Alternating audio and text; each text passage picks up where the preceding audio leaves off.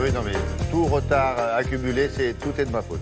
Donc, vous faites disputer par la voilà, régie. oui, je me fais disputer par l'oreille droite. Avec vous, Frédéric, on va constater qu'on vote dimanche. N'oubliez pas ça, vous l'oubliez comme ça. Hein. Les journaux sont très politiques à 3 jours du premier tour des législatives. Les sondages prédisent, vous le savez, un état de grâce dans les urnes pour En Marche. Mais dans la presse, l'état de grâce semble terminé. Les journaux sont de plus en plus offensifs contre le gouvernement, d'abord sur la question des réformes sociales. Alors là, vous voyez la ministre du Travail qui dément tout projet caché. Elle dément dans le journal Les Échos. Elle explique sa réforme. Mais certains restent sceptiques, comme le chef de la CGT dans Le Parisien aujourd'hui en France, qui estime, lui, que le gouvernement avance masqué sur les réformes sociales. Philippe Martinez déclare que le gouvernement rechigne à lui communiquer ses intentions afin que personne ne sache rien de précis avant les législatives et que les électeurs ne puissent pas voter en connaissance de cause sur le projet qu'on leur prépare. Alors certes, Emmanuel Macron a été bien élu, plus de 60%, reconnaît Philippe Martinez, mais le président ne doit pas surestimer l'adhésion populaire car son score de premier tour n'était pas très élevé et il y a eu une forte abstention, rappelle le patron de la CGT. Le Figaro, de son côté, écrit que la réforme des prud'hommes est un chantier explosif. Le Monde nous dit que la réforme du Code du travail n'est pas un scénario très bien huilé et l'Humanité, voyez à droite, parle carrément d'un jeu de massacre qui se préparerait pour le Code du travail.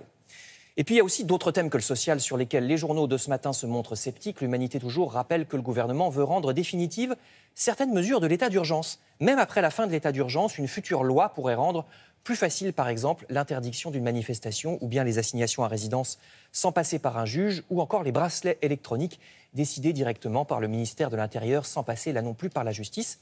Enfin, les journaux épinglent également certains candidats En Marche pour les législatives, comme ce monsieur à Villeurbanne, qui, selon Libération, aurait domicilié dans un paradis fiscal 2 des entreprises qu'il dirige. Alors, c'est pas illégal, mais enfin, c'est un peu gênant, estime Libération, journal dans lequel vous trouverez cet article. Et puis, justement, j'ai trouvé un article à ce propos, un article intéressant qui nous parle d'économie dans le journal anglais The Guardian. Les Anglais ne sont pas précisément des gauchistes, pourtant le journal s'étonne que nous vivions depuis maintenant plus de 30 ans dans une idéologie libérale lancée à l'époque par les 2 personnes que vous voyez là, Madame Thatcher et le président Reagan. Idéologie qui depuis n'est que peu remise en cause, trouve le Guardian, alors qu'elle est la racine de bien des problèmes. C'est le titre de l'article. À chaque délocalisation, à chaque crise financière, des critiques s'expriment, mais il n'y a jamais vraiment de traduction concrète, jamais de mesures concrètes pour limiter les excès du libéralisme. Le Monde semble avoir accepté que la concurrence et le commerce mondialisé sont sans limite, que si vous êtes au chômage, c'est parce que vous n'avez pas l'esprit d'entreprise et que c'est un peu de votre faute, c'est ce que dit le Guardian.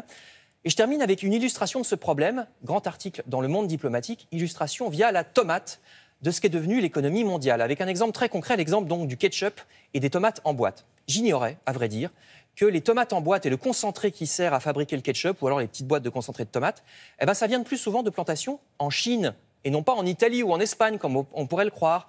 Il suffit d'ailleurs que les boîtes soient conditionnées en Italie pour que ce soit marqué « Made in Italy », même si la tomate vient de Chine. Voilà. Les ouvriers agricoles chinois sont payés 1 centime le kilo. Imaginez, c'est autant de chômage chez nous, puisque nous ne pouvons pas rivaliser. Vous voyez une carte, tout vient de Chine. Nous ne pouvons pas rivaliser avec des prix pareils. Et on soupçonne même que la composition des étiquettes est mensongère. Il est inscrit, vous savez, tomate et sel, c'est tout. Mais en fait, le journal est allé voir dans les usines chinoises, c'est tomates et du sel. Normalement, dans une boîte de tomates, il n'y a que des tomates et du sel, c'est ce qui est écrit dessus. Mais le journal est allé voir dans les usines, il a vu rajouter de l'amidon, de la dextrose, de la fibre de soja, même une mystérieuse poudre blanche dont on n'a pas voulu lui dire ce que c'était. Bon appétit, bien sûr, c'est dans Le Monde diplomatique. Si vous mettez du ketchup sur votre tartine, donc c'est assez rare. Merci beaucoup.